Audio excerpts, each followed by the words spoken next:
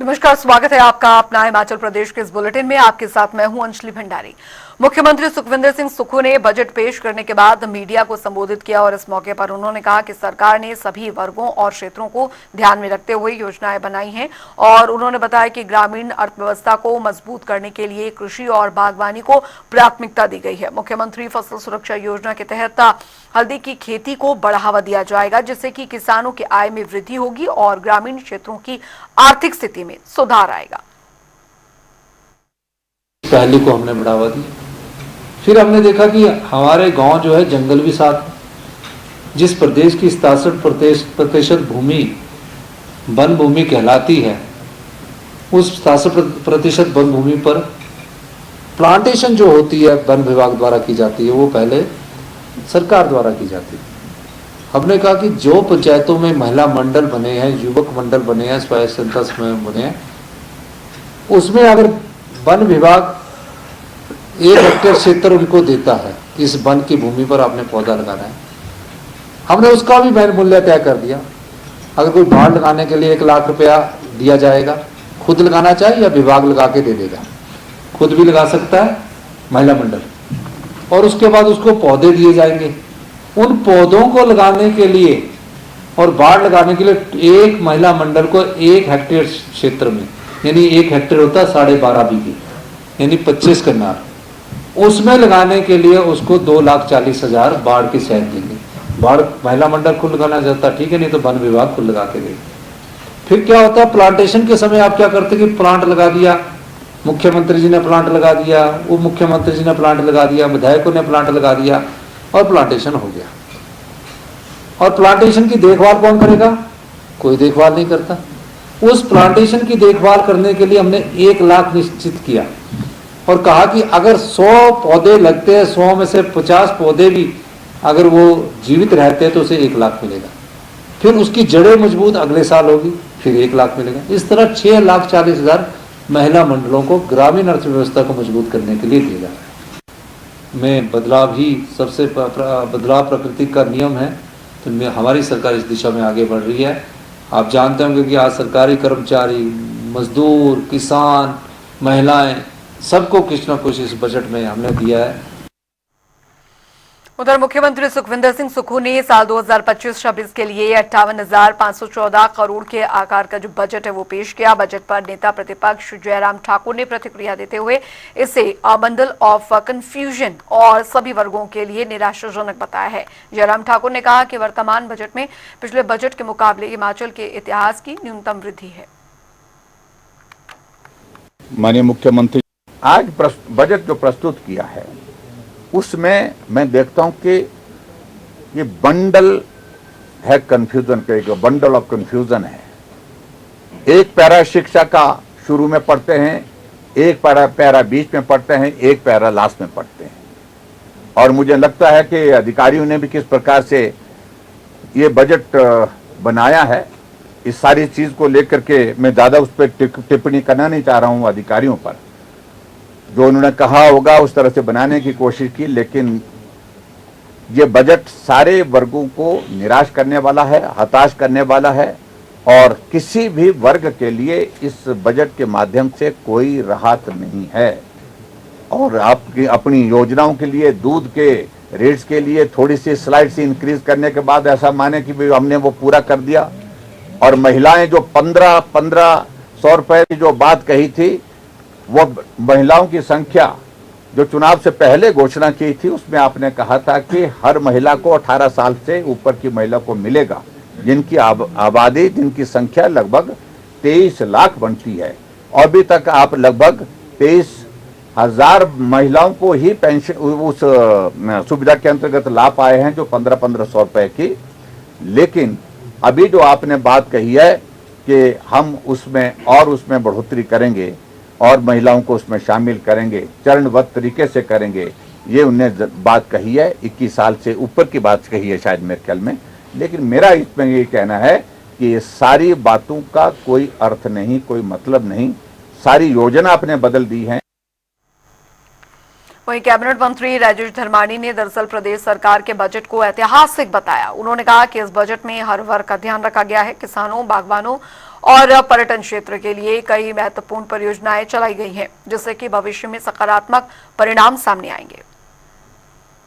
बहुत अच्छा बजट है, जिससे जहां रोजगार के अवसर पैदा होंगे वहां पे हमने राजस्व बढ़ाने के लिए भी कदम उठाए हैं। ये बड़ी सराहनीय है।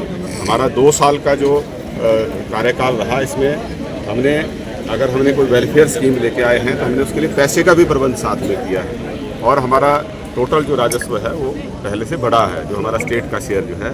लेकिन भारत सरकार के जो आरडीजी ग्रांट्स हमें मिलती थी, जीएसटी का कंपनसेशन मिलता था और जो हमें पीडीएनए के तहत जो पिछले साल बहुत भयंकर डिजास्टर आए थे, उसके जो लॉस असेसमेंट थी वो भी हमारा अभी तक भारत सरकार के पास पेंडिंग है। और भारत सरकार भी हमारे जैसे पहले जिस स्तर पे जो है वो प्रदेश का सहयोग किया जाता था, वैसे ही अगर सहयोग हमें मिलेगा तो निश्चित तौर पे हिमाचल जो है वो बड़ी तीव्र गति के साथ आगे बढ़ेगा और हिमाचल खुशहाल होगा तो देश खुशहाल होगा। हिमाचल विकसित होगा तो भारत विकसित होगा। ऐसा नहीं हो सकता कि राज्य विकसित ना हो और भारत विकसित हो जाए। तो भारत विकसित का नारा देने वाले हमारे प्रधानमंत्री जी को भी सोचना पड़ेगा कि हर राज्य का विकास सुनिश्चित करेंगे, तभी जाके जो है देश विकसित होगा। वहीं आपको बता दें कि सिरमौर जिले में प्रदेश सरकार की ओर से जारी किए गए बजट को लेकर मिली जुली जो प्रतिक्रियाएं हैं वो सामने आई हैं। क्या कुछ कहा सिरमौर की जनता ने, आइए आपको सुनाते हैं। टूरिज्म को लेके बहुत संभावनाएं हैं और रोजगार का सृजन हो सकता है टूरिज्म के माध्यम से। और यदि स्पेशली हम अपने सिरमौर की बात करें तो सिरमौर में बहुत सारे एस्पेक्ट्स हैं टूरिज्म को बढ़ाने के लिए। जैसे हमारे दूर दराज के हरिपुर धार है, उसमें टूरिज्म प्रमोट हो सकता था और जो ग्रामीण युवा है उनको रोजगार का सृजन उनके लिए हो सकता था। उसमें थोड़ा सा मुख्यमंत्री महोदय जी ने थोड़ा सा कम अपना रुझान दिखाया है। सर, किसान होने के नाते मैं कहूंगा कि किसान के क्षेत्र में जो उन्होंने बजट पास किया है उसमें काफी अच्छी उपलब्धियां है। जैसे इन्होंने डायरी के ऊपर रखा हुआ है, डायरी के लिए इन्होंने दूध में जो रेट बढ़ाया एक बहुत अच्छी बात है। और दूसरा, इन्होंने किसानों के लिए तार बाड़ के लिए एक प्रावधान दिया और जंगली जानवरों को फसलों को बचाव के लिए इन्होंने एक प्रावधान किया है, वो भी एक अच्छी स्कीम है। और एक इन्होंने महिला मंडलों के लिए एक अपनी जमीन मतलब पेड़ लगाने के लिए देनी, उसके लिए भी एक बड़ी अच्छी स्कीम है। जिस तरीके से वित्तीय घाटा सरकार को पिछले कुछ समय से हुआ है, उसके बावजूद भी जो सरकार ने 55,000 करोड़ के लगभग जो बजट पेश किया है वो बहुत ही बेहतरीन है। आप देखते हैं कि जिस तरीके से अभी आपने देखा है कि दूध के रेट्स जो है उन्होंने बढ़ाए हैं 45 से 51 और 55 से 61 रुपए जो किया है गाय का दूध, भैंस का दूध। इसके अलावा जो है आप देख रहे हैं आंगनवाड़ी कार्यकर्ता, सहायिका मजदूरों की दैनिक मजदूरी जो बढ़ाई है उसको लेकर भी है। मनरेगा का जो है वो भी इन्होंने बढ़ाया है और साथ साथ जो है प्रदेश के अंदर होम स्टे के लिए भी जो इन्होंने ग्रामीण स्तर पर जो करने की कोशिश कर रहे हैं वो भी बेहतरीन है। वहीं आपको बता दें कि हमीरपुर की जनता की भी प्रतिक्रियाएं सामने आई हैं, सुनिए क्या कुछ कहा। है वो उसमें 900 रुपए की जो है बढ़ोतरी की है, उसके लिए उनका बहुत बहुत धन्यवाद।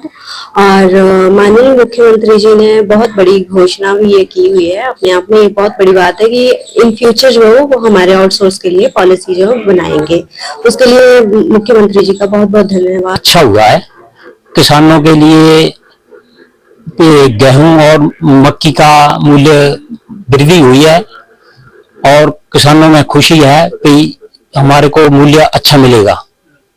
पर ऐसे है जो नशे के प्रबंध में पकड़े जा रहे हैं उनको कठोर से कठोर सजा मिलनी चाहिए, क्योंकि नई पीढ़ी है वो नशे में जूझ रही है। अगर कर्मचारी वर्ग से संबंधित हम बात करें तो बहुत अच्छा बजट है। साथ में 3% जो डीए देने की बात कही है, हम उसके लिए सीएम साहब का आभार व्यक्त करते हैं। साथ में हमारे जितने भी एम्प्लॉइज है जिनके एरियर के जो पेंडिंग है उसको भी चरणबद्ध तरीके से देने की बात कही है, हम उसके लिए भी उनका आभार व्यक्त करते हैं।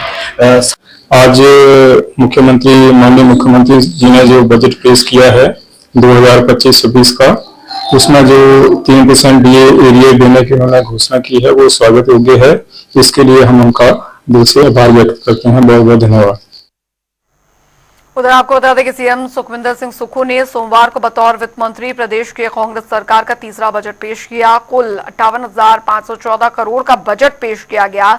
तो चलिए ग्राफिक्स के जरिए समझते हैं बजट की बड़ी घोषणाएं।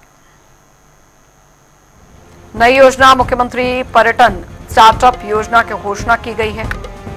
होटल बनाने के लिए लोन में 5% ब्याज सरकार वहन करेगी। निजी क्षेत्र को 200 आमंत्रित करेंगे होटल स्थापित किए जाएंगे। निवेशकों को 5 स्टार के लिए प्रोत्साहन, 1 महीने में सारी परमिशंस। नादौन में वेलनेस और राफ्टिंग सेंटर खोले जाएंगे। कांगड़ा को टूरिज्म डेस्टिनेशन बनाने के लिए डीपीआर बनाकर केंद्र को लौट की जाएगी। शिमला जिले के चांसल को पर्यटन स्थल के रूप में विकसित किया जाएगा। चाय के बागानों को आसाम की तर्ज पर इको टूरिज्म डेस्टिनेशन बनाया जाएगा।